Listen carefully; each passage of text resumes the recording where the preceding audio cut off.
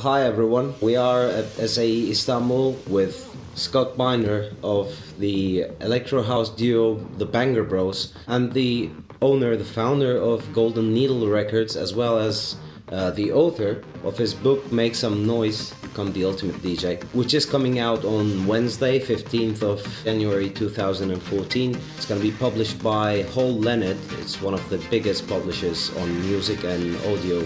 I want to start by thanking you for the seminar we had yesterday. It was really great. Thanks for joining us here today. Let's start with your book, Make Some Noise. So, tell us about it. I mean, how did you start? How did you decide to write a book about DJing?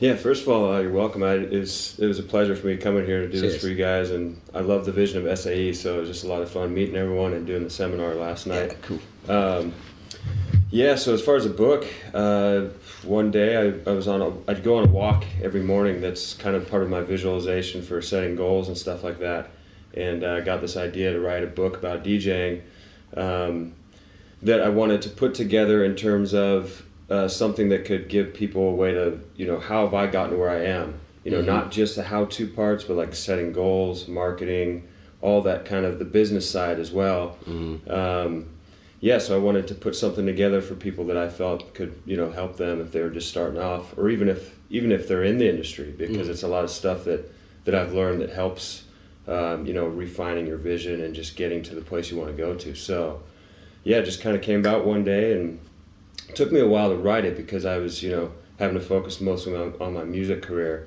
and couldn't just stop everything and write the book. I was really pleased that it came through and that Hal Leonard is releasing it because when I was in music production school, I remember reading a bunch of their books.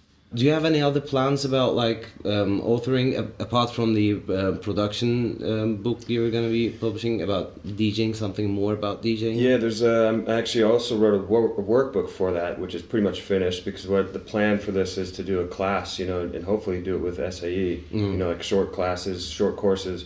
So I wrote a book, like a workbook that's basically like the syllabus, it's like a week-to-week kind of stuff like that. And then I'm also writing a second book, or another book that's about the music industry, or the electronic music industry, where I'll be interviewing people like Moby, Boy George. I already interviewed Carl Cox, the biggest electronic music artists in the last 20, 30 years. And there's a whole kind of thing around it that I'm doing. And I'm really excited about that one. That one's more geared towards like the fans. Like the first two I'm writing, it's more like people that are wanting to do it. But this one's more of a, definitely like the culture. More of a documentary. Because it is. I am going to make like a movie part of it as well. It's going to be a multimedia piece. Brilliant. For sure. Sounds great. Yeah, sounds great, man. And how's things with Golden Needle these days? Yeah, good. And it's definitely developed and evolved. Right now, like when I started the label, I started with my music partner at the time. That was 2010. 10, yeah. Yep, 2010, I think September was our first release. We parked that website, I think, in 2009, maybe, or 2008. I was living in San Francisco, and he was in Seattle. And so Golden Needle, actually, I mean, we all know Golden Needle, like that, what that means, but actually what we meant by it was Golden Gate Bridge in San Francisco, and then Space Needle in Seattle. That can be interpreted in so many ways. Exactly, yeah, exactly. So there's all those meanings. But yeah, we started it together, and then I ended up pretty much running it myself. He stopped doing it. And at first we were releasing stuff with guys, their releases as well. But I've kind of, over the last year or so, focused more on just my releases and getting remixes. So it's kind of turned into a label that I'm doing less releases of other people. I started off doing other people and us. And now I'm just doing myself. Yeah, that's one thing I realized lately when I checked out on the website, that like in the beginning there were a couple of other releases, but nowadays it's mostly yours or your collaborations with people. Exactly, yep. Yeah. And your latest release is, I think it's pretty recent, right? Yeah, just actually December like 24th or something like that, it came out, somewhere in there. And actually just checked the Beatport, top 100's in there right now. funny. They categorized it pop rock. You remember that track I played last night? It's like an electro tune. It's like Beatport says pop rock. I'm like, all right, whatever. You know? Okay, yeah. It's just funny, the genre stuff. But okay, if you say so. Yeah. But yeah, that's with a singer that she's in Seattle. She's based in Seattle, and we had a track with her with the Banger Bros. Mm-hmm. That was on Real World MTV that did really well, like 2 on the Music Week Top 100 in UK. Cool. So I worked with her again. Actually, it's a track her and I did a couple years ago. Mm-hmm. You know, we wrote that a couple years ago, actually, like right after our first one together. And just I didn't release it. And finally I was like, I should probably release this, you know. So put it together and fired it out there. Well, yeah, maybe it's the right place and right time. yeah, I think so. I mean, I tend to believe like that kind of is how everything works. Like whenever you do it, that's when you're supposed to do it. Yeah. There's no need to get stressed over it, you know, like because it happens when it happens. Yeah, that's a great point of view, or way to looking at it. And it's good that I need to remind myself of that too, because you know, like sometimes I forget that. Yeah, cool. And any further plans with Golden Needle? Yeah, you know, and actually the main thing I'm focused on is my solo stuff. Mm-hmm. It's kind of, you know, I had my music partner at the Banger Bros, but he actually quit, which ended up being probably the best thing that could happen. So you're not together anymore? No, I mean, he's a friend for life, that, but he's doing motion graphics in Seattle. He's totally done doing music. So him and I are doing that together. So once that happened, I kind of veered off to my own, you know, I'm still doing the Banger Bros by myself. But I'm doing my solo stuff. I've got like 3 or 4 different projects now. Mm-hmm. I've got a techno project, a house project, the Banger Bros. Yeah, I was gonna say you're into quite a variety of genres. Like. Yep, which is all recent. You know, like for a while I was trying to put everything into the Banger Bros or my solo, and now I'm like, okay, let's get this going in techno. Let's get this going in like deep house, whatever. So, yeah, mostly focused on that. I've got a collaboration with 2 people in Berlin, 2 different friends, and. As far as Golden Needle, I'll probably just continue releasing with whatever we do together on that. And yeah, it's constantly evolving and constantly changing. Yeah, and do you reckon you'll be continuing to produce all that genres, or is it gonna eventually evolve into one, basket of some don't know, some mixture, some synthesis of all those genres, and continue with one project only, or a couple of projects only, or you know what I mean? Yeah, it's a good question. I mean, because as I was saying last night, I love so many different types of music, but I think probably what's going to happen is, because the reality is you can't go as far as I want to go without fans being like, man, what is, you know, if they hear you do some techno, like underground techno, and then like that last song I played last night, they'll be like, what? Like, so it doesn't, I would love it for like fans to have the same perspective that we do, because we can hear like, for me, I can hear something way over there and go, sweet. Yeah, exactly. I would love to hear that in the same set. No, I love that when I see my favorite artists have some underground projects like back 20 years ago, that unreleased stuff that has nothing to do with their general genre, and then I'm like, wow, you know, there's much more to it. Yep, I love that too, and so I think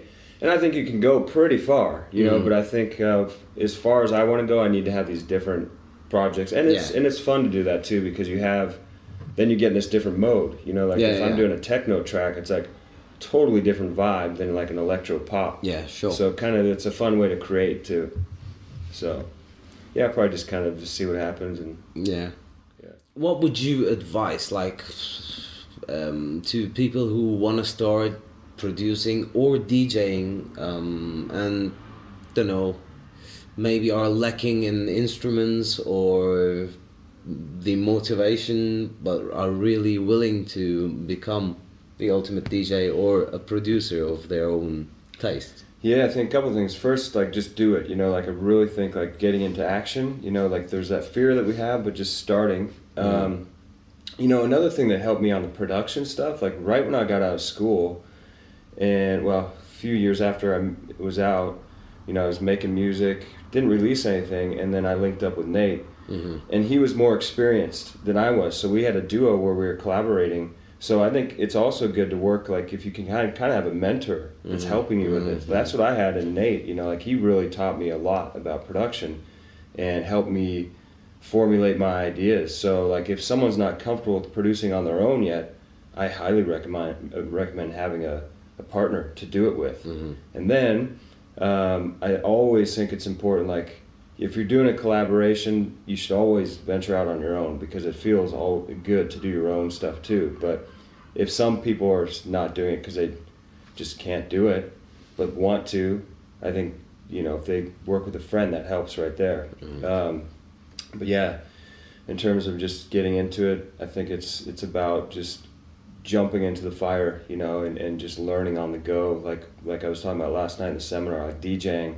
I was DJing in clubs before I was ready, you know, and I was producing music before I was ready, you know, all that stuff. Just kind of, I got into this meditative habit of just do it, you know, just like getting into action, you know, even with that fear's there, just do it. Cool. Yeah, one last question about your book. What would you say is the main thing that we should make some noise?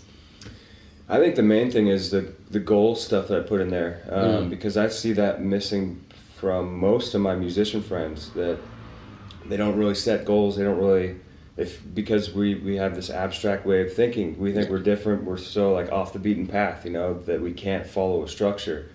But the reality of the situation is we can, you know. And I think the most important elements of my book are helping someone to formulate their vision, and then how to get into it. You know, like I've been studying self-development for 13 years, like soaking it up, like how to make myself like a just driven like machine. Like how can I, like, I mean, it might sound sort of robotic, but like how can I make myself the best that I can be? Like how do I kind of just, you know, optimize the system? So that's what you know, all the stuff that I've been learning over the years, I put in the book and put it into a package that would really help people like formulate what they want to do, even if they're not DJing, like even if they just want to, it's music. So I think that's the best part of it. Yeah, sounds great. And it looks great, even the cover of it. Yeah, they did a good job. I really like the design, it's fantastic. And yeah, I'm looking forward to read it. On Wednesday it's out, and that's it for now, man. Thanks a lot for everything, and for your seminar last night, again, for joining us, and hoping to see you playing sometime, you know. Definitely. Somewhere. All Definitely. Right on. Thanks a lot, man. All right. Cheers. Right on.